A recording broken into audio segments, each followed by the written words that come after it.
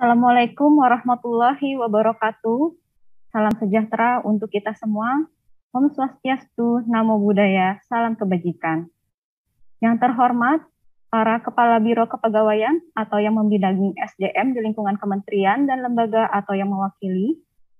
Yang terhormat, para Kepala BKP SDM di lingkungan pemerintah provinsi atau yang mewakili. Yang terhormat, Sekretaris Direktorat Jenderal GTK Kemendikbudristek atau yang mewakili, Direktur Pembangunan dan Pengembangan Sistem Informasi ASN BKN, Deputi Bidang Sistem Informasi Kepegawaian BKN, Kepala Pusat Pengembangan Sistem Seleksi ASN BKN, Koordinator Pengawasan Bidang Reformasi Birokrasi BPKP, Koordinator Bidang Perencanaan dan Sistem Informasi Biro SDM Kemendikbudristek selaku tim QF-Ansonas, dan yang terhormat Direktur Pengelolaan Data dan Penyajian Informasi Kepegawaian BKN atau yang mewakili, para Kepala Kantor Regional 1 sampai dengan Regional 14 BKN atau yang mewakili, yang terhormat Direktur Pengawasan Bidang Pengembangan Ilmu Pengetahuan Teknologi dan Reformasi Birokrasi BPKP atau yang mewakili, dan yang terhormat para pejabat di lingkungan Kementerian Pan-RB dan hadirin yang telah bergabung melalui live streaming kanal YouTube Kementerian Pan-RB. Acara hari ini diselenggarakan dalam rangka sosialisasi keputusan Menteri Pan-RB nomor 1127 tahun 2021 tentang nilai ambang batas seleksi kompetensi pengadaan pegawai pemerintah dengan perjanjian kerja untuk jabatan fungsional guru pada instansi daerah tahun anggaran 2021 dan keputusan Menteri Pan-RB nomor 1128 tahun 2021 tentang nilai ambang batas seleksi kompetensi pengadaan pegawai pemerintah dengan perjanjian kerja untuk jabatan fungsional tahun anggaran 2021. Sebelum kita memulai, saya akan menyampaikan tata cara dalam pelaksanaan sosialisasi hari ini. Bagi Bapak dan Ibu yang bergabung dalam Zoom meeting, wajib menggunakan format penulisan nama pada ID Zoom, yaitu instansi, _jabatan, _nama. Kemudian Bapak dan Ibu diharapkan untuk menyalakan kamera dan menonaktifkan mikrofon selama kegiatan berlangsung. Untuk sesi tanya jawab, pertanyaan dapat disampaikan melalui chat Zoom dan live chat pada live streaming kanal YouTube Kementerian Pan-RB.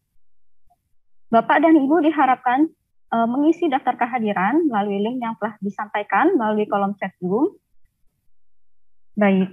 Izinkan saya, Vin Ilmi, selaku analis kebijakan pertama pada Asisten Deputi Perencanaan dan Pengadaan SDM Aparatur, selaku moderator hari ini yang akan memandu sosialisasi pada hari ini. Perlu disampaikan bahwa acara ini diikuti oleh 53 kementerian lembaga dan 30 provinsi melalui Zoom video conference, serta diikuti oleh BPKP SDM di lingkungan kabupaten, kota, melalui kanal YouTube Kementerian Pan-RB. Baik, agenda pada hari ini adalah penyampaian paparan sosialisasi tentang nilai ambang batas untuk P3K Guru dan P3K Jabatan Fungsional yang tertuang dalam keputusan Menteri Pan-RB nomor 1127 dan 1128 tahun 2021.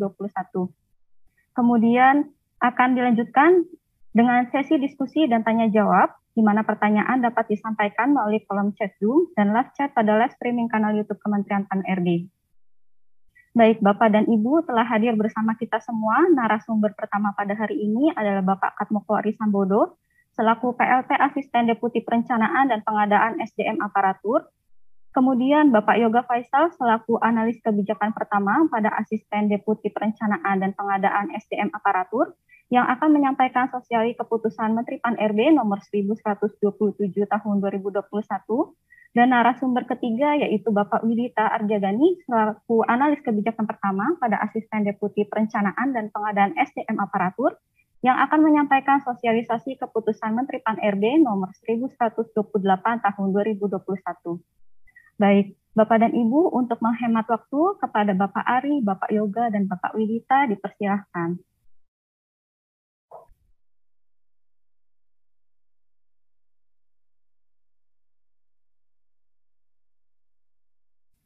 Assalamualaikum warahmatullahi wabarakatuh. Terima kasih Mbak Vin Ilmi. Bapak Ibu sekalian yang kami hormati, Bu Sesdijen, GTK, kemudian Bapak Ibu Direktur maupun Kepala Pusat dari BKN, Bapak Ibu Kakanrek yang ada di sini, juga Bapak Ibu Kepala Biro di lingkungan Kementerian Lembaga yang tahun ini melaksanakan seleksi P3K, juga dari BKPSDM, dari provinsi maupun kabupaten kota yang hadir di sini maupun di link YouTube yang tidak dapat kami sebutkan satu persatu. Alhamdulillah kita pada hari ini bisa berkumpul bersama walaupun dalam link Zoom seperti ini. Dan kami dari Kedeputian SDM Aparatur, khususnya kami bersama teman-teman dari SD Perencanaan dan Pengadaan SDM Aparatur akan mensosialisasikan terkait dengan nilai ambang batas pengadaan P3K tahun 2021. Apakah paparan saya sudah bisa dilihat ya Mbak Fit? Sudah cukup jelas? Sudah Pak, iya. Silakan Pak. Baik, Bapak Ibu sekalian, terkait dengan nilai ambang batas P3K sebetulnya ada dua yang akan kita sampaikan, dua kelompok. Yang pertama adalah P3K guru, dan yang kedua adalah P3K non guru. Sedangkan nilai ambang batas untuk CPNS sudah kita sampaikan pada beberapa waktu yang lalu, yakni di Keputusan Menteri Pan-RB nomor 1023 tahun 2021. Dan alhamdulillah saat ini juga pelaksanaan SKD sudah dimulai Bapak Ibu sekalian, dan untuk pelaksanaan P3K guru dan P3K non guru sebentar lagi juga akan kita mulai. Oleh karenanya pada kesempatan ini kami mewakili teman-teman di Panselnas ya, di Panselnas juga di Kementerian Pendayagunaan Aparatur Negara untuk menyampaikan hasil-hasil pembahasan kami, kesepakatan kami terkait dengan nilai ambang batas yang telah ditetapkan ini. Baik Bapak Ibu sekalian, mungkin sebagai pengantar saja bahwa kita dalam merekrut ASN ini harus melihat beberapa hal yang kemudian kita sesuaikan dengan perkembangan terkini. Jadi mungkin sedikit informasi, dan barangkali Bapak Ibu juga sudah terinformasikan juga bahwa kita baru saja sekitar sebulan ini melaunching apa yang disebut dengan core value ASN, yakni berakhlak, berorientasi pelayanan, akuntabel, kompeten, harmonis, loyal, adaptif, dan kolaboratif. Tentu saja kaitannya dengan pengadaan SDM aparatur, baik di CPNS maupun P3K, hal ini menjadi poin penting, di mana calon-calon ASN yang akan kita rekrut, harapannya memenuhi core value ASN ini, dan juga secara employer branding juga akan menyadari apa yang harus mereka lakukan ke depannya, yakni bangga melayani bangsa.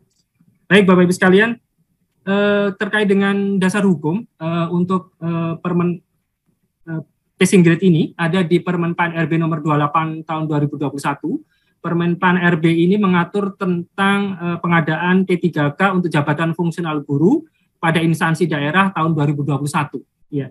Jadi khusus untuk JF jabatan fungsional guru di instansi daerah dan tahun 2021. Sifatnya hanya untuk tahun ini. Sedangkan untuk guru di Kementerian Agama itu nanti ada keputusan Menteri Pan-RB yang berbeda yang nanti akan kami sosialisasikan di kemudian hari. Baik, kaitannya dengan Permen Pan-RB nomor 28 ini menetapkan perlu adanya passing grade atau nilai ambang batas yang kemudian ditetapkan dalam keputusan Menteri Pan-RB nomor 1127 tahun 2021 tentang nilai ambang batas seleksi kompetensi pengadaan pegawai pemerintah dengan perjanjian kerja untuk jabatan fungsional guru pada instansi daerah tahun anggaran 2021 yang sudah ditandatangani Pak Menteri pada tanggal 1 September 2021 kemarin. Kemudian yang kedua adalah di Permen Pan-RB nomor 29 tahun 2021. Permen Pan ini mengatur terkait dengan pengadaan P3K untuk jabatan fungsional. Ya. Jadi kalau yang 28 ngatur yang guru, khusus tahun 2021 dan pemerintah daerah, kalau yang 29 ini hanya mengatur jabatan fungsional selain guru, maksud kami, dan kemudian juga berlaku bisa multi-year. Jadi nanti Permen Pan ini bisa mengatur multi-year, hanya yang sifat-sifatnya khusus, hal-hal yang sifatnya khusus kita turunkan di keputusan Menteri Pan-RB. Seperti halnya yang untuk nilai ambang batas ini kita turunkan di keputusan Menteri Pan-RB nomor 1128 tahun 2021, yakni tentang nilai ambang batas seleksi kompetensi pengadaan P3K untuk jabatan fungsional tahun anggaran 2021 yang juga ditandatangani pada tanggal 1 September 2021. Baik, selanjutnya akan kami jelaskan apa sebetulnya yang materi yang ada di seleksi P3K tersebut Bapak Ibu sekalian. Ini sama baik guru maupun non guru, tapi nanti ada sedikit perbedaan dari jumlah soal, materi di kompetensi teknis dan lain sebagainya. Jadi Bapak Ibu sekalian, mungkin sebagai pengantar, seleksi kompetensi P3K berbeda dengan seleksi kompetensi CPNS. Ya.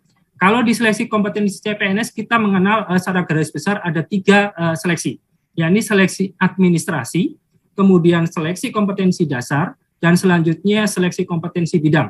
Sekali lagi untuk CPNS ada seleksi administrasi, kemudian SKD, dan dilanjutkan SKB. Sedangkan pada seleksi P3K itu hanya ada 2 seleksi, yakni seleksi administrasi dan seleksi kompetensi. Jadi tidak ada lagi SKD dan SKB. Dirangkum jadi satu kesatuan yang disebut dengan seleksi kompetensi. Tapi materinya pun juga berbeda dengan SKD dan SKB-nya CPNS. Materi yang di seleksi kompetensi tersebut adalah sebagai berikut. Yang pertama adalah seleksi kompetensi teknis. Yang kedua adalah seleksi kompetensi manajerial, seleksi kompetensi sosiokultural yang ketiga, dan yang keempat wawancara. Dalam hal ini untuk sebagian besar wawancara dilakukan adalah berbasis komputer. Seluruhnya ini berbasis komputer dan dilakukan dalam satu rangkaian waktu, Bapak-Ibu sekalian. Ini yang membedakan dengan seleksi CPNS. Selanjutnya Bapak-Ibu sekalian, terkait dengan materi kompetensi teknis apa saja, itu pada intinya akan berisi penguasaan pengetahuan, keterampilan, sikap, perilaku yang dapat diamati, diukur, dan dikembangkan sesuai dengan jabatan yang dilamar. Jadi intinya harus masing-masing akan menghadapi soal-soal terkait dengan jabatan yang akan dilamar. Sebagai contoh, misalnya guru ahli pertama, maka dia akan dihadapkan oleh soal guru. Kalau secara spesifik terkait dengan guru matematika, maka yang dihadapi adalah soal-soal matematika. Kemudian arsiparis ahli pertama, demikian juga akan menghadapi soal-soal terkait dengan kearsiparisan untuk diseleksi kompetensi teknis. Begitu juga misalnya Pranata Humas terampil dan sebagainya. Materi soalnya berbeda dengan materi soalnya SKB CPNS pada dasarnya Bapak-Ibu sekalian. Karena sasaran atau tujuan yang kita tuju untuk P3K berbeda dengan apa yang kita tuju untuk CPNS. Pada dasarnya untuk P3K kita ingin menyasar mereka yang memiliki, ya, tujuannya adalah kita ingin merekrut profesional, ya, expert di bidangnya yang siap pakai. Jadi ada 2 kata kunci, profesional dan siap pakai. Oleh karenanya itu, seperti pada waktu pendaftaran dan sebagainya sudah dilakukan persyaratan, pengalaman dan sebagainya, sertifikat dan sebagainya. Itu sudah selesai saya pikir untuk sampai di sini. Dan kemudian secara garis besar saja, secara tegas kami nyatakan bahwa untuk seleksi kompetensi teknis nanti akan berbeda-beda. Ya, akan berbeda-beda tergantung dari jabatan yang akan dilamar. Kemudian yang kedua adalah materi soal kompetensi manajerial. Pada kompetensi manajerial akan berisi atau akan menilai penguasaan pengetahuan, keterampilan, dan sikap perilaku dalam berorganisasi yang dapat diamati, diukur, dan dikembangkan terkait dengan integritas, kerjasama, komunikasi, orientasi pada hasil, pelayanan publik, pengembangan diri dan orang lain, mengelola perubahan, dan pengambilan keputusan. 8 poin ini nanti yang akan keluar pada materi soal kompetensi manajerial. Dan ini berlaku sama untuk seluruh jabatan, baik guru maupun non-guru. P3K akan menghadapi atau mengerjakan soal yang sama. Integritas, kerjasama, komunikasi, orientasi pada hasil, pelayanan publik, pengembangan diri dan orang lain, mengelola perubahan, dan pengambilan keputusan. Baik, selanjutnya materi yang ketiga adalah materi soal kompetensi sosiokultural. Tujuannya adalah untuk menilai penguasaan pengetahuan, keterampilan, dan sikap perilaku yang dapat diamati, diukur, dan dikembangkan terkait dengan pengalaman berinteraksi dengan masyarakat majemuk dalam hal agama, suku, dan budaya, perilaku, wawasan kebangsaan, etika, nilai-nilai, moral, emosi, dan prinsip yang harus dipenuhi oleh setiap pemegang jabatan untuk memperoleh hasil kerja sesuai dengan peran, fungsi, dan jabatan dalam perang pemangku jabatan sebagai perangkat bangsa yang memiliki 1. Kepekaan terhadap perbedaan budaya. 2. Kemampuan berhubungan sosial. 3. Kepekaan terhadap konflik. Yang keempat adalah empati. Jadi 4 hal ini, 4 poin ini yang akan diukur Bapak-Ibu sekalian. Kepekaan terhadap perbedaan budaya, kemampuan berhubungan sosial, kepekaan terhadap konflik, dan empati. Dan ini sama halnya dengan kompetensi manajerial, seluruh peserta P3K akan menghadapi soal yang sama. Baik, selanjutnya materi soal untuk wawancara. Materi soal wawancara ini ditujukan untuk menilai integritas dan moralitas. Ya. Ada 2 poin yang dinilai di sini, adalah integritas dan moralitas.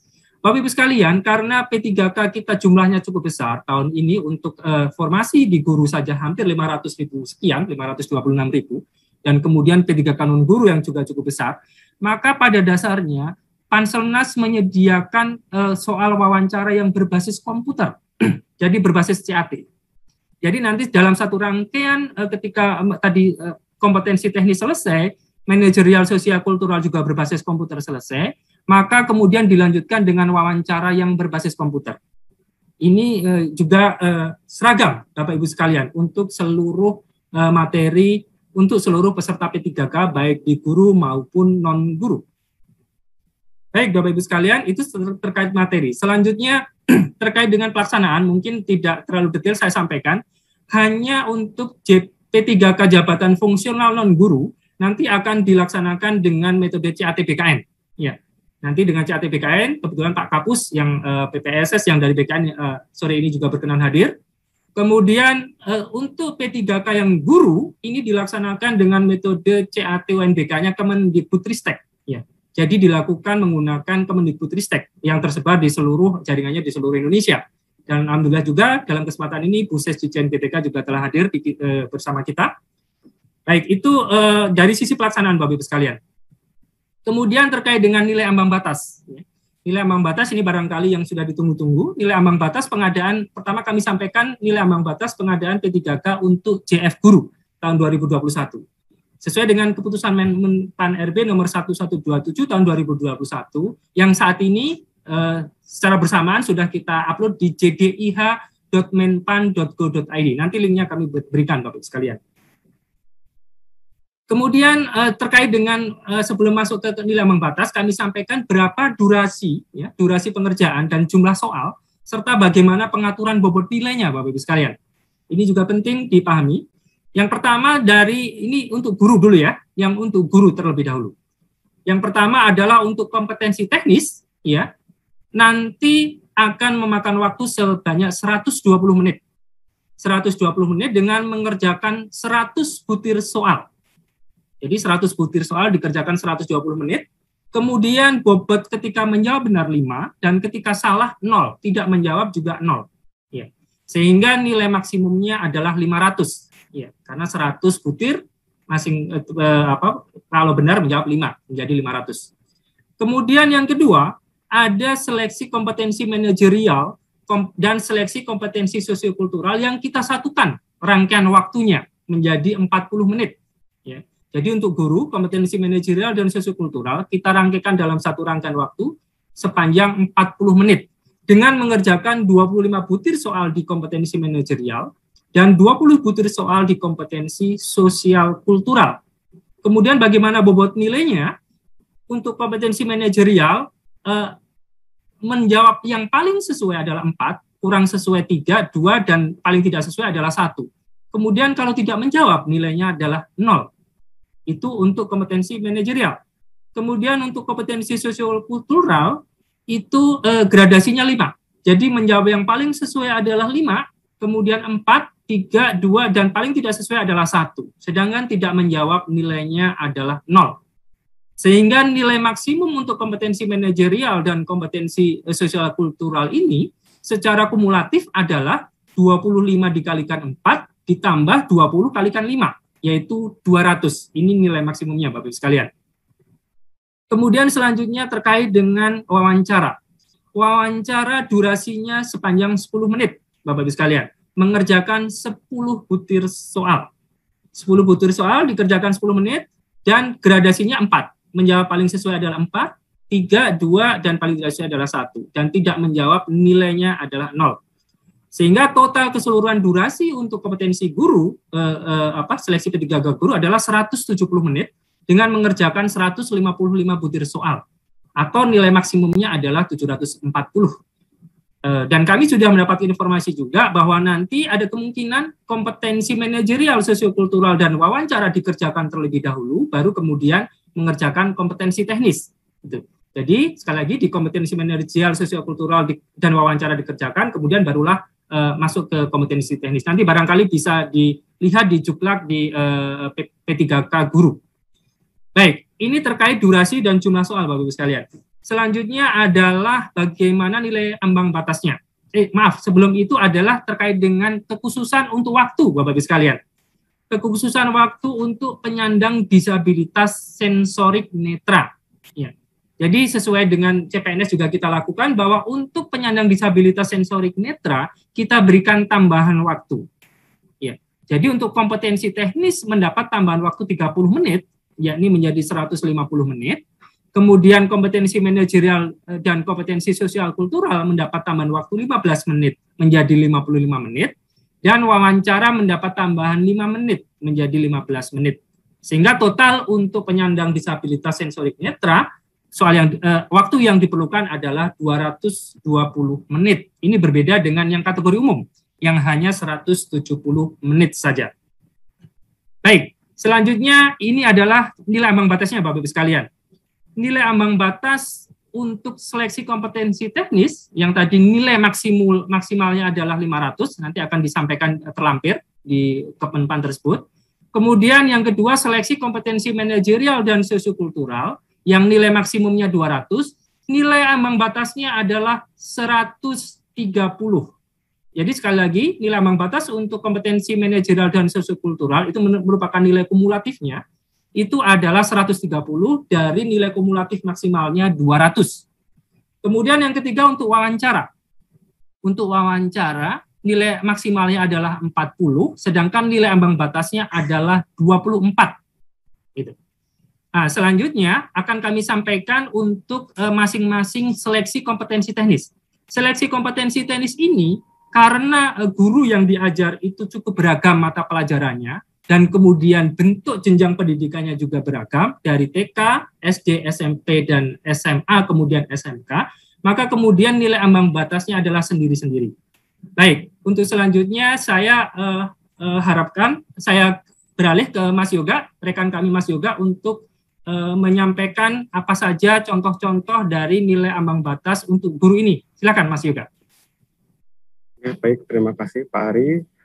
Sebelumnya, mohon izin Bapak Ibu yang tergabung di Zoom meeting dan melalui streaming YouTube, perkenalkan, saya Yoga Faisal, selaku analis kebijakan di Kementerian PNRB, yang juga sebagai tim penyusun Permenpan RB nomor 28 tahun 2021 tentang pengadaan CR guru pada instansi daerah. Seperti yang telah dijelaskan oleh Pak Ari tadi, bahwasanya nilai ambang batas untuk seleksi kompetensi teknis CR guru tahun 2021 berbeda-beda tiap mata pelajaran. Misalnya bisa kita lihat dalam screen di layar Bapak Ibu, bahwasanya untuk guru kelas satuan pendidikan TK itu nilai ambang batasnya 260. Berbeda dengan nomor 7 untuk guru kelas mata pelajaran guru kelas di satuan pendidikan SD, nilai ambang batasnya adalah 320. Bapak Ibu perlu saya sampaikan bahwasanya untuk nilai ambang batas yang sama untuk satuan pendidikan, seluruh satuan pendidikan adalah guru agama. Guru agama Buddha, guru agama Hindu, guru agama Islam, guru agama Katolik, guru agama Kristen, di semua satuan pendidikan memiliki nilai ambang batas yang sama atau mensyaratkan nilai ambang batas yang sama, yaitu 325. Untuk mata pelajaran lain akan ditentukan seperti berikut, contohnya penjas orkes nomor 8, Bapak Ibu. Jenjang SD, penjas orkes, nilai ambang batasnya itu sebesar 275. Dan untuk guru mapel lain seperti guru bahasa, itu juga berbeda-beda dari setiap jenjang satuan pendidikan. Untuk guru SMP, misal bahasa Indonesia di SMP, nilai ambang batas yang disyaratkan adalah 265. Guru bahasa Inggris 270. Nanti di SMA berbeda lagi Bapak Ibu. Guru bahasa Indonesia bahasa Inggris tidak lagi 265 dan 270. Untuk guru SMP, contoh kita ambil nomor 16 di jenjang SMP. Itu nilai ambang batasnya 270. Kita bandingkan dengan guru SMA pada nomor 43 di mata pelajaran yang sama, bimbingan konseling itu 285. Jadi masing-masing guru mata pelajaran pada satuan pendidikan yang berbeda, nilai ambang batasnya pastilah berbeda, kecuali untuk guru agama di seluruh jenjang itu sama, dan guru agama apapun itu sama. Baik Bapak Ibu, selanjutnya bisa dilihat untuk yang SMK. Yang SMK karena sangat banyak sekali rumpun mata pelajaran di SMK, bisa dilihat untuk agribisnis perikanan, ikan hias, produksi pengolahan perkebunan, itu dikelompokkan untuk materi soalnya. Misal contoh kita ambil produksi dan pengelolaan perkebunan nomor 65. Itu materi yang diujikan nanti adalah seputar agribisnis tanaman. Nilai ambang batasnya 270, sama dengan agribisnis tanaman, agribisnis selama perkebunan. Untuk rumpun agribisnis tanaman itu nanti sama semua untuk di jenjang SMK. Selanjutnya kita ambil contoh lagi untuk guru bahasa di SMK ya. Guru bahasa di SMK kan banyak sekali rumpunnya.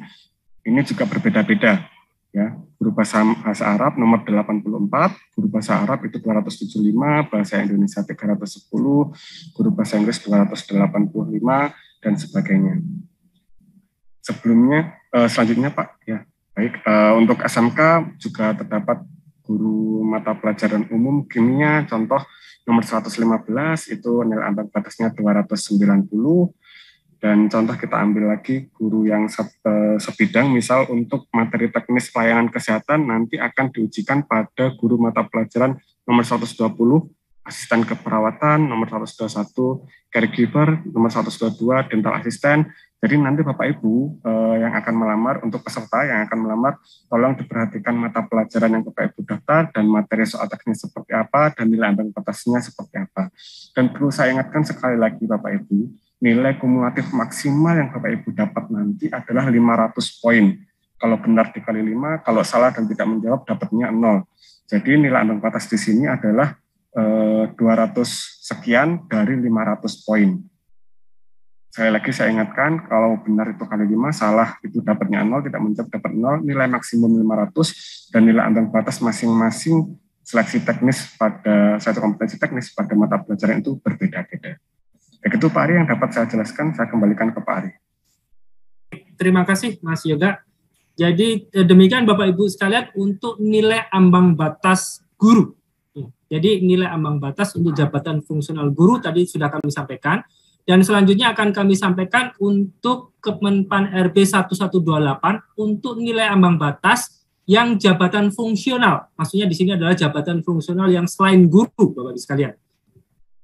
Ini ada di Kemenpan RB nomor 1128. Jumlah terkait dengan durasi dan komposisi soalnya berbeda Bapak Ibu sekalian. Khususnya untuk kompetensi teknis. Ya. Kompetensi teknis untuk JF yang selain guru itu hanya ada 90 butir soal. 90 butir soal. Sehingga bobotnya sama kalau dia menjawab benar 5, kemudian kalau salah 0. Sehingga nilai maksimumnya adalah 450. Kemudian pengaturan waktunya, kompetensi manajerial dan kompetensi sosiokultural dan wawancara pada dasarnya sama, baik guru maupun non-guru ya. Tadi 25 butir, kemudian 20 butir, dan 10 butir. Itu sama. Kemudian nilai maksimumnya juga sama. Hanya di sini terdapat perbedaan untuk durasi waktunya, Bapak-Ibu sekalian. Durasi waktu untuk yang jabatan fungsional non-guru, itu kompetensi teknis, kompetensi manajerial, dan kompetensi sosial kultural dalam satu rangkaian waktu. Ini disesuaikan dengan sistemnya di BKN, menjadi 120 menit. Ya. Menjadi 120 menit. Jadi sekali lagi dalam satu rangkaian waktu. Berbeda dengan yang guru tadi. Kemudian wawancara itu rangkaian waktu yang berbeda. Setelah selesai di 3 atas itu tadi, kemudian dilanjutkan dengan wawancara selama 10 menit. Tapi materi dan butir soalnya ketentuan penilaiannya sama dengan yang guru. Sehingga totally Bapak Ibu sekalian, untuk jabatan fungsional non-guru, itu waktu yang dibutuhkan adalah 130 menit, dan mengerjakan 145 butir soal. Sekali lagi, 130 menit untuk 145 butir soal. Dan nilai maksimumnya adalah 690.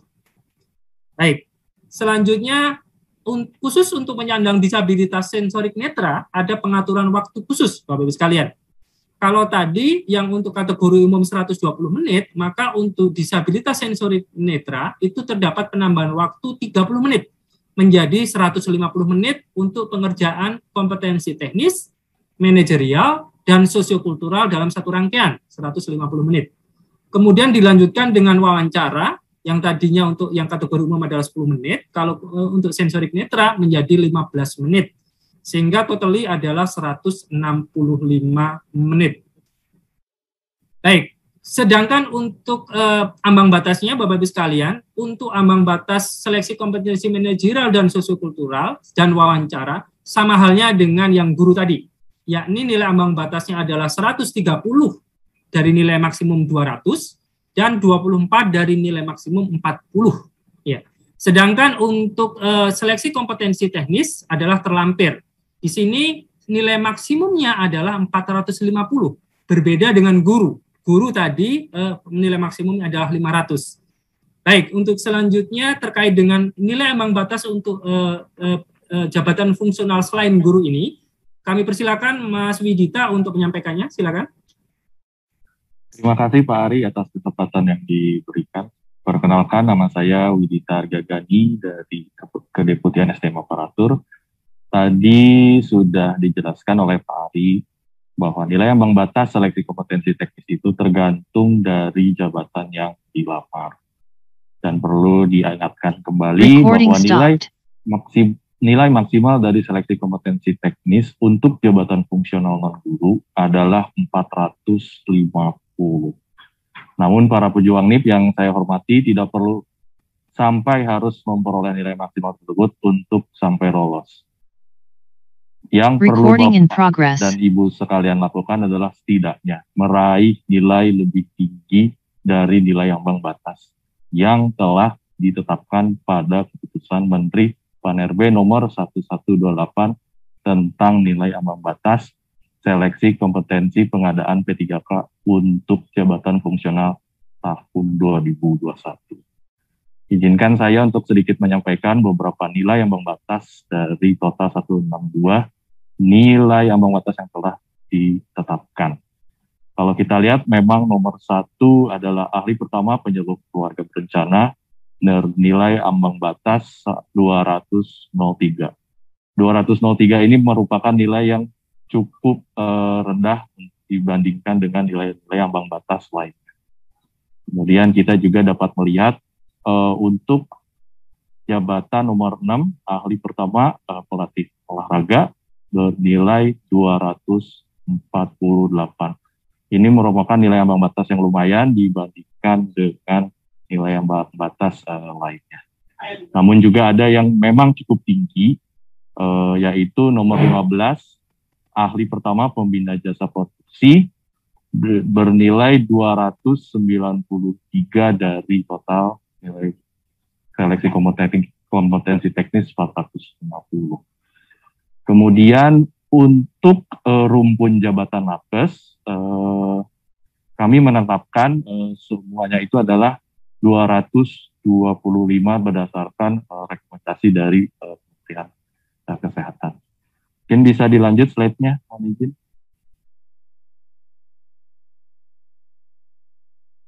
Oke, untuk nomor 90, kita bisa melihat teknisi siaran ahli pertama, termasuk juga nilai yang ditetapkan rendah, yaitu 203.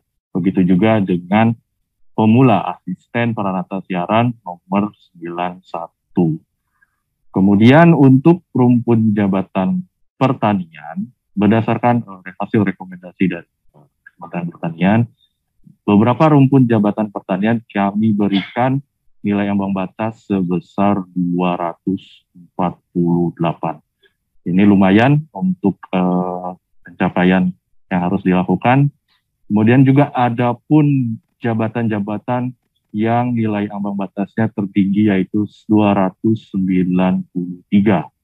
Ini bisa kita lihat pada nomor 141 dan 142 dan sekitarnya, yaitu jabatan ahli pertama analis perkebunan raya, ahli pertama peneliti, dan ahli pertama perisalah legislatif. Mungkin bisa lanjut Pak Ari.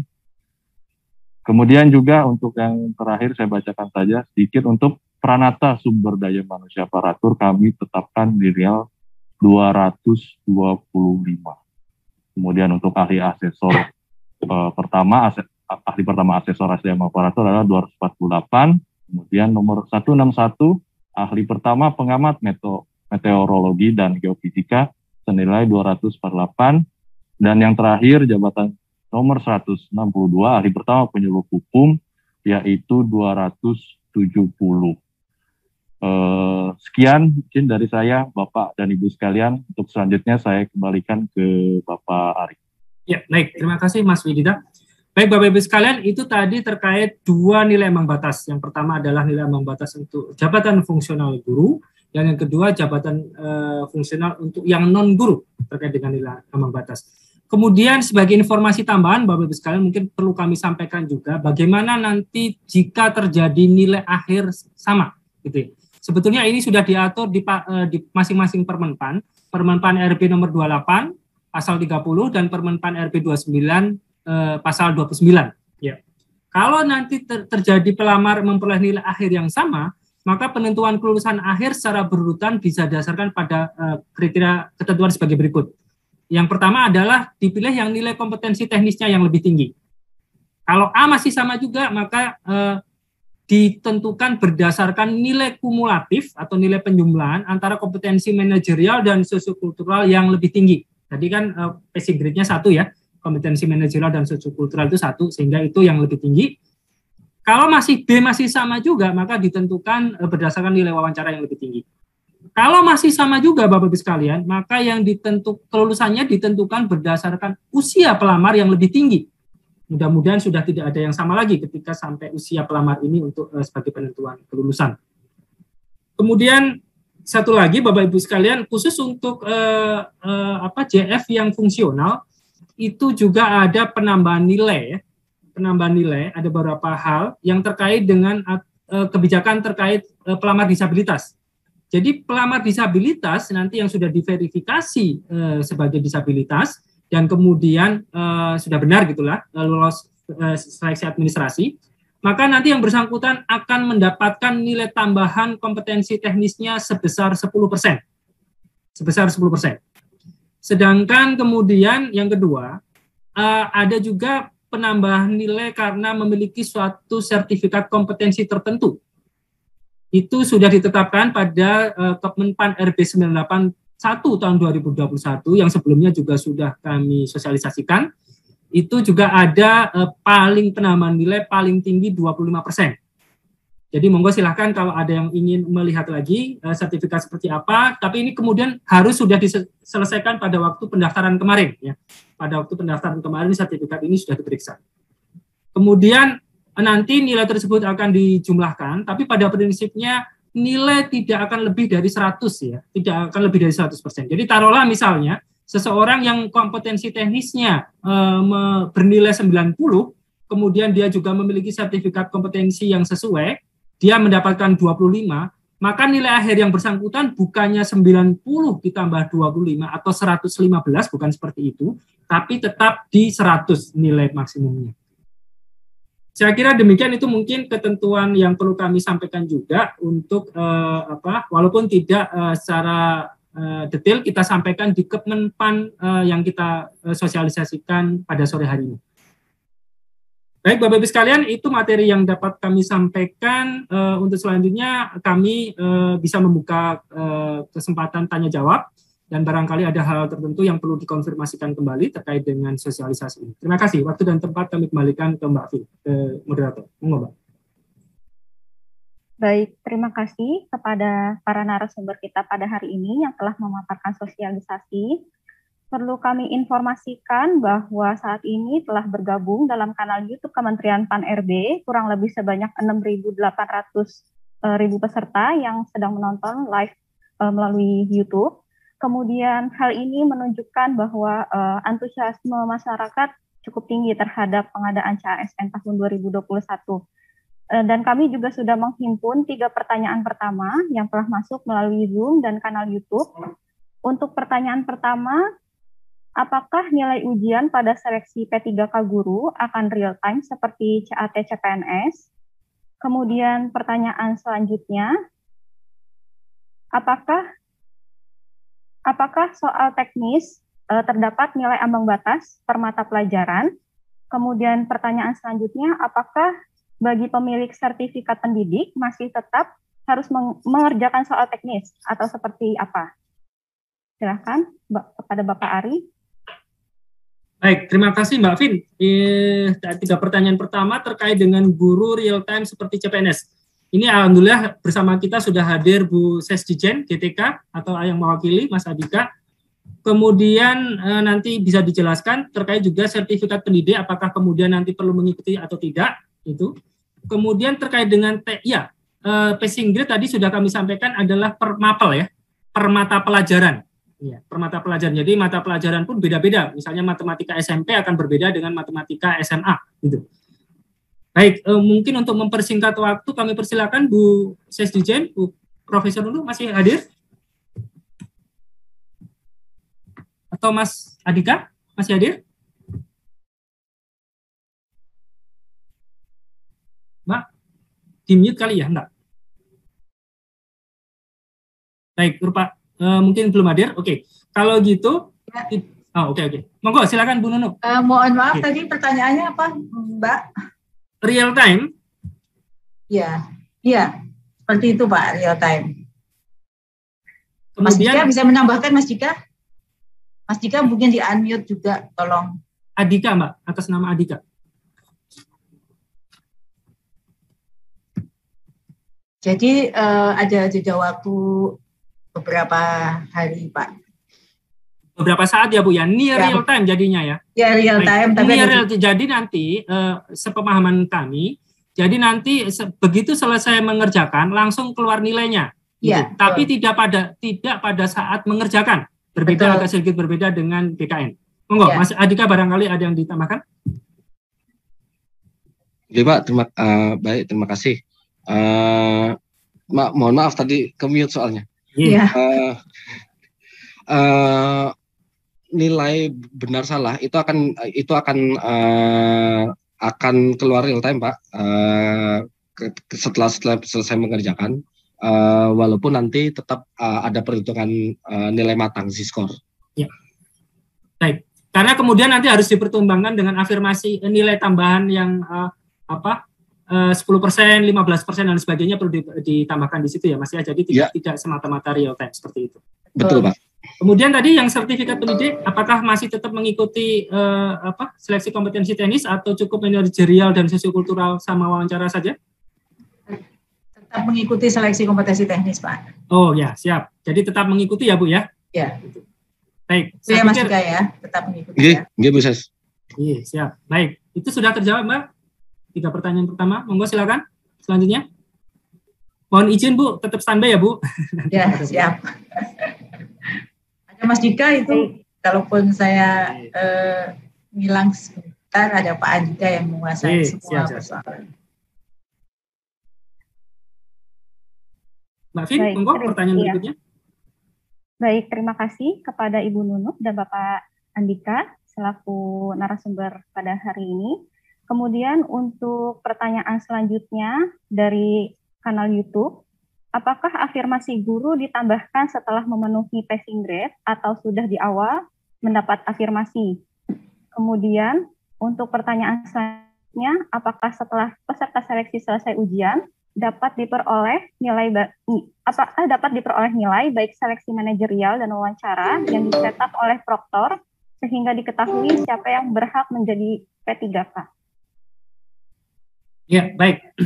Pertama, terkait dengan nilai tambahan ya, nilai tambahan yang 10% untuk mereka 15% yang berusia di atas itu tadi, yang terdaftar di Dapodik dan seterusnya itu nanti dihitung sebagai nilai yang untuk perhitungan passing grade. Jadi seolah-olah tabungan di awal. Mereka sudah mendapatkan nilai itu sebelum mengikuti tes. Itu yang pertama. Jadi nanti tinggal berapa dia dapat nilai tersebut, kemudian ditambahkan, tapi maksimumnya tidak bisa lebih dari 100%. Jadi taruhlah dia sudah mendapatkan nilai tadi, afirmasi 15 dari Dapodik, tapi kemudian dia mengerjakan soal, dia sanggup mendapatkan nilai 90% gitu taruhlah ya, maka kemudian nilai maksimumnya bukan 90% ditambah 15% menjadi 105 bukan, tapi tetap maksimumnya adalah 100. Kemudian yang kedua pertanyaannya, dapat diperoleh nilai manajerial sosiokultural? Iya, seperti itu. Nanti tetap diumumkan terkait dengan nilai manajerial sosiokulturalnya seperti apa. Saya kira demikian jawabannya, Mbak. Baik, Bapak. Masih terdapat pertanyaan nih, Pak. Apakah wawancara dilaksanakan bersamaan dengan kompetensi teknis atau di waktu yang berbeda? Kemudian, pertanyaan selanjutnya, jika tahun lalu pernah mengikuti seleksi CPNS, apakah nilai tahun lalu dapat digunakan untuk ujian P3 KPA tahun ini? Ya, baik. Tadi pertanyaan yang pertama apa, Mbak? Baru itu udah lupa. Apakah wawancara? Oh, wawancara ya? Ya, dilaksanakan bersamaan dengan ya. uji kompetensi. Jadi Bapak Ibu sekalian, tadi kami sampaikan bahwa wawancara dalam satu rangkaian, terutama untuk guru, ini kan jumlahnya besar sekali. Jumlah pesertanya hampir 1 juta ya, 1 juta. Kemudian begitu mereka hadir di tempat, mereka akan mengerjakan teknis, manajerial sosiokultural, kemudian juga wawancara yang berbasis komputer. Jadi langsung pada saat itu menggunakan komputer, tidak beda hari. Kemudian nilainya juga sudah langsung bisa diketahui juga. Itu terkait wawancara yang berbasis komputer. Kemudian yang kedua pertanyaannya, Mbak? Ya Pak, jika tahun lalu pernah ikut seleksi CPNS, apakah nilai tahun lalu dapat digunakan untuk ujian P3 KPA tahun ini? Tidak bisa, Bapak Ibu sekalian, berbeda. Nilai CPNS yang tahun lalu, jumlah soal, komposisi soal, dan lain sebagainya berbeda dengan tahun ini. Jadi tidak bisa untuk CPNS nilai yang tahun lalu digunakan tahun ini. Apalagi digunakan untuk seleksi P3K. Memang jalurnya berbeda, dan konsepnya kita merekrut P3K dan konsep merekrut CPNS berbeda. Sehingga tidak dapat digunakan nilai tersebut. Demikian, Mbak. Berikutnya. Baik, masih terdapat pertanyaan nih Pak melalui YouTube dan Zoom. Untuk pertanyaan selanjutnya, saat mendaftar sebelum usia 35, tetapi sekarang sudah masuk usia 35 tahun, apakah dapat keringanan atau afirmasi untuk seleksi P3K?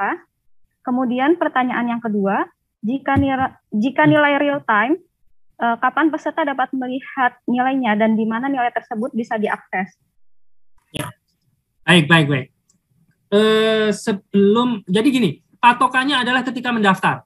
Ketika mendaftar yang bersangkutan berumur 35 tahun. Belum berumur 35 tahun, maka kemudian yang bersangkutan bisa mendaftar sebagai CPNS gitu. Kemudian juga tadi perhitungan afirmasi juga pada waktu mendaftar. Gitu, perhitungannya seperti itu. Kemudian yang pertanyaan kedua, nilai? Jika nilai real time, kapan peserta dapat melihat nilainya, ya, Pak, dan di mana nilai tersebut bisa diakses? Baik, ini ada 2 sistem yang dipakai. Untuk BKN seperti biasa menggunakan sistemnya CPNS yang mungkin saat ini juga bisa dilihat dengan link YouTube dan lain sebagainya. Itu pada prinsipnya secara real time. Nanti mungkin Pak Kapus PPSS bisa menambahkan. Kalau untuk yang P3K guru seperti tadi sampaikan, near real time, jadi tidak langsung apa yang dikerjakan di situ muncul, tapi begitu selesai yang bersangkutan selesai mengerjakan, maka kemudian akan ditampilkan secara near real time oleh masing-masing proktor di tempat lokasi tes. Kemudian mungkin untuk mempertegas barangkali dari Pak Kapus PPSS kami persilakan, atau yang mewakili, Pak Ridwan. Ada yang mewakili dari BKN? Mohon bisa di-unmute.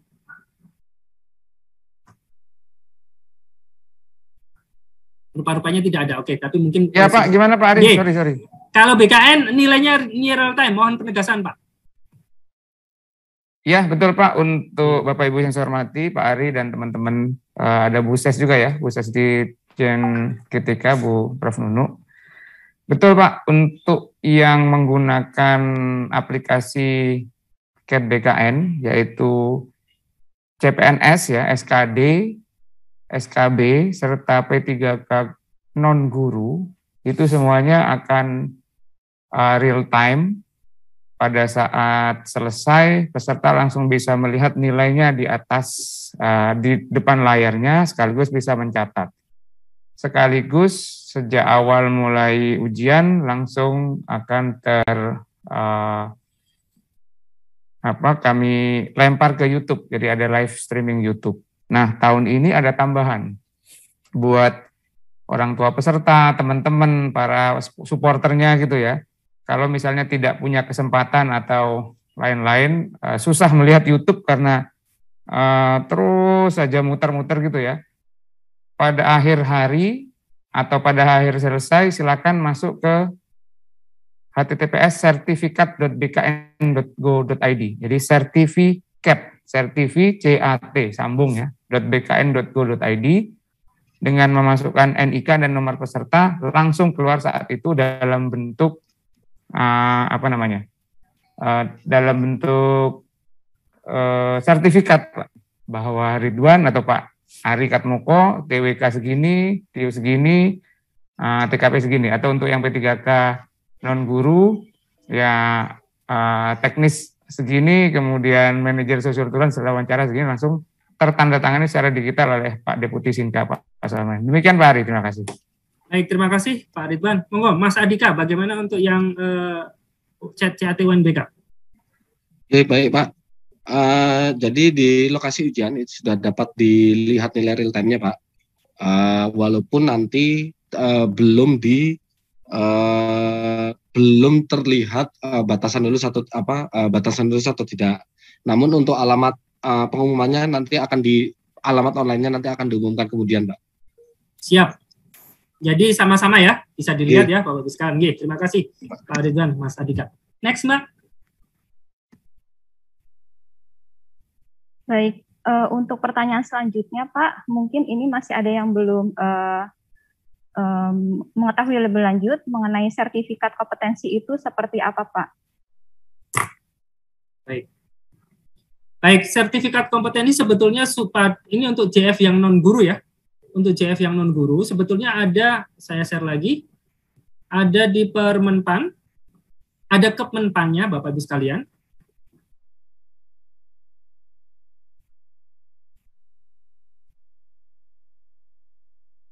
Untuk JF non guru,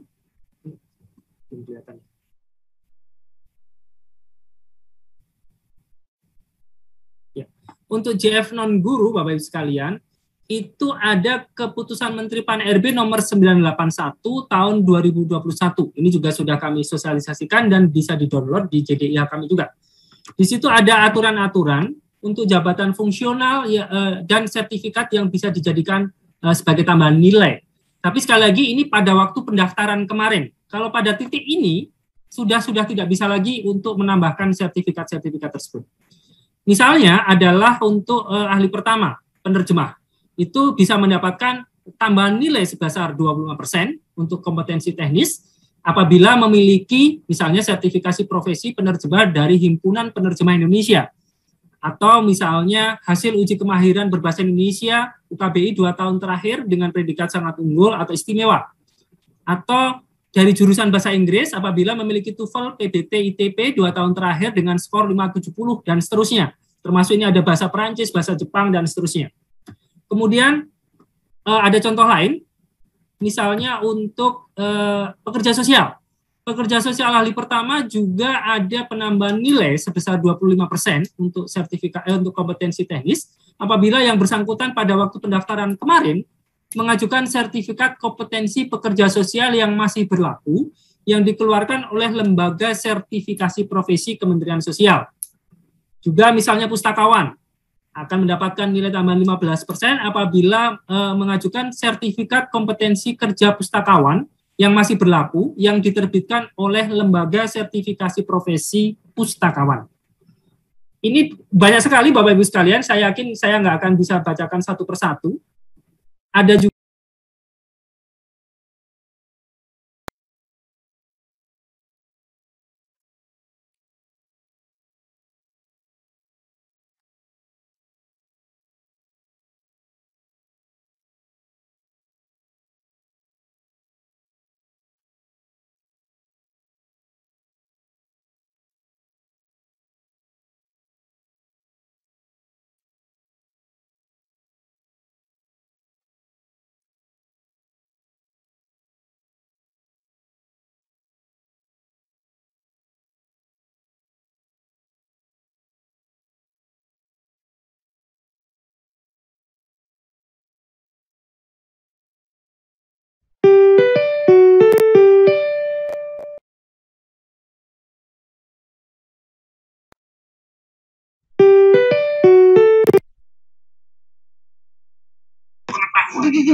keterampilan, pengetahuan,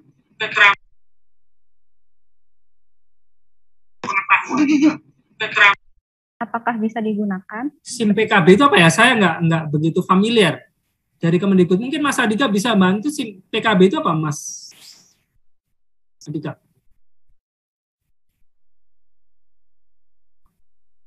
Saya nggak begitu familiar. Mungkin singkatannya apa, SIM PKB? Mas Adika ada informasi?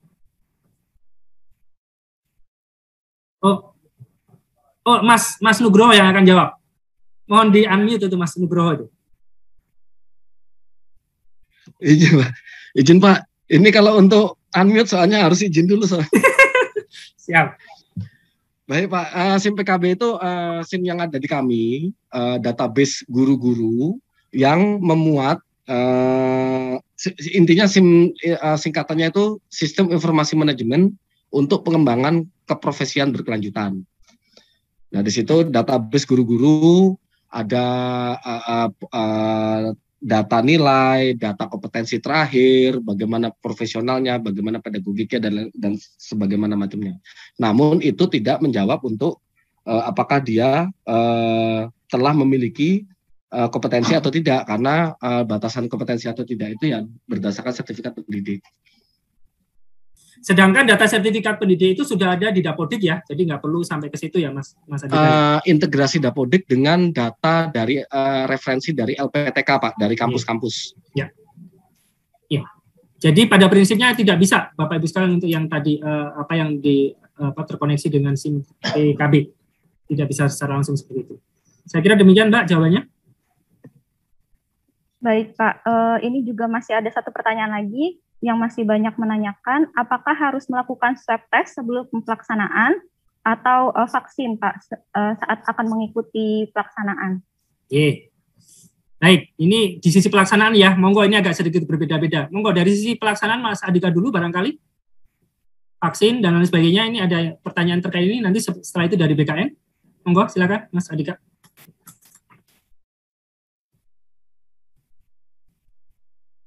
Unmute Mbak.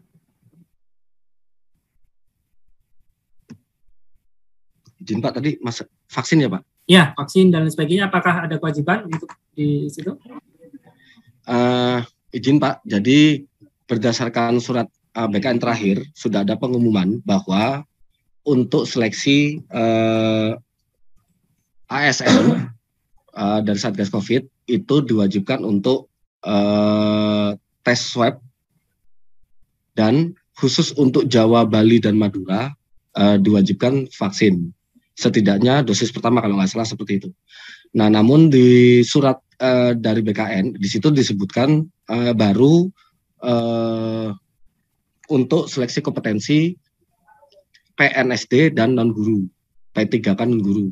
Nah saat ini kami untuk P3K guru sedang mengkonfirmasi kembali, walaupun sebetulnya yang kami tahu bahwa jawabannya pasti akan sama dengan surat edaran dari BKN sebelumnya. Namun secara eksplisit untuk P3K non guru memang belum dari surat BKN itu belum tertera intinya itu Pak. Dan sebentar lagi akan ada juga pemberitahuan terkait itu dari Dikbud atau gimana Mas dari GTK? Nanti kami kan bersurat untuk konfirmasi hal tersebut. Ya. Walaupun nanti jawabannya kami sudah dapat bocoran, pasti persentase terbesarnya jawabannya sama Pak, dengan seleksi P3K non guru dan PNS. Nah untuk itu kami sedang berusaha untuk dapat memfasilitasi di daerah masing-masing. Jadi kami akan berkoordinasi dengan Dinas Kesehatan, dengan pemerintah daerah, dengan Kementerian Dalam Negeri, agar vaksin itu dapat dilakukan khususnya bagi guru-guru calon peserta tes di tanggal 13 nanti, karena kita nanti tesnya tanggal 13, itu akan ada fasilitasi untuk vaksin khususnya untuk Pulau Jawa, Madura, dan Bali. Ya, terima kasih. Monggo, dari sisi BKN Pak, kalau untuk pelaksanaan di BKN mungkin bisa disampaikan Pak Ridwan, walaupun mungkin sosialisasinya udah ke sana ke sini ya Pak Ridwan, tapi monggo kami persilakan Pak. Baik, terima kasih. Secara nasional mungkin sudah disebutkan seperti yang Mas Andika ya, untuk Jawa, Madura, Bali, wajib vaksin minimal pertama. Kemudian untuk seluruh Indonesia, swab antigen minimal 1 kali 24 jam atau sehari sebelumnya, atau PCR 2 kali 24 jam atau 2 hari sebelumnya. Namun Bapak Ibu, kami sudah menerima beberapa respon positif. Saya sebut misalnya, kalau saya salah tolong dikoreksi ya, atau ada yang menyusul kemudian. Seluruh Pemda di Kalimantan Barat, Kota Batam, Lahat, Muara Enim, Mataram, Musi Banyuasin, itu gubernur atau bupati atau wali kota setempat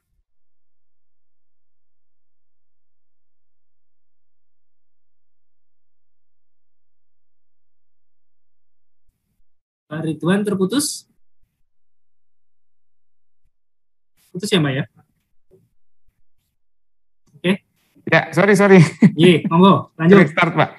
Jadi saya sebut ulang lagi, beberapa kepala daerah, seluruh Pemda di Kalimantan Barat, Kota Batam, Lahat, Muara Enim, Mataram, Musi Banyuasin, Probolinggo, dan lain-lain tempat sudah mulai banyak yang menggratiskan swab antigen ini Pak, atas kebaikan hati Pak Gubernur, Wali Kota, Bupati.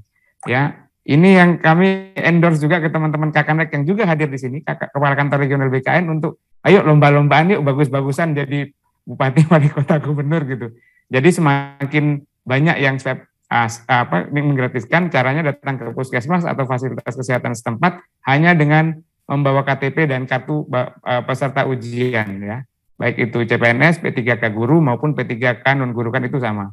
Nah, kemudian ada juga beberapa misalnya Pemkab Wonogiri itu sudah menyatakan vaksinasi di kami belum bisa diwajibkan. Itu juga bisa. Jadi seperti Mas Andika bilang, sampaikan H-3 minimal sebelum pelaksanaan pertama, silakan Pansel daerah bekerja sama dengan koordinasi dengan Satgas COVID setempat menyatakan ketersediaannya ada apa tidak.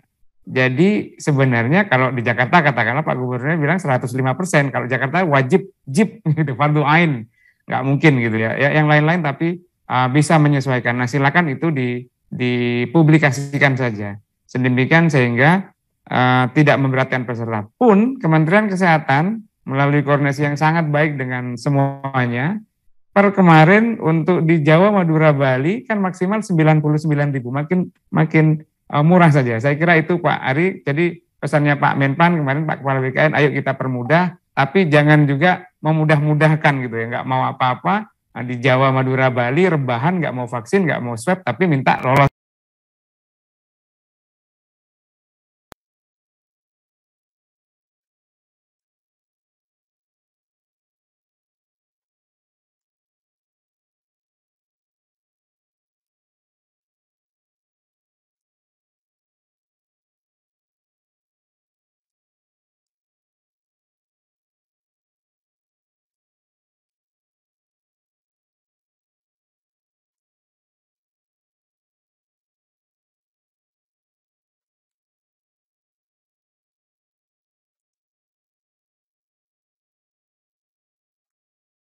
Bapak dan Ibu bisa mengunduh materi sosialisasi melalui portal resmi Kementerian Pan-RB.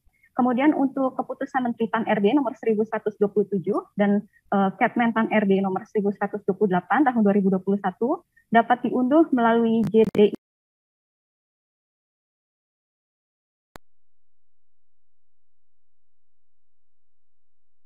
mengenai informasi seputar ASN, pelayanan publik, informasi kelembagaan, reformasi birokrasi, dan informasi lainnya seputar Kementerian Pan-RB dapat menghubungi Si Pandai melalui aplikasi Telegram dan Line. Baik Bapak dan Ibu, kami mengucapkan terima kasih kepada seluruh tamu undangan, narasumber, dan rekan ASN yang telah mengikuti acara sosialisasi hari ini.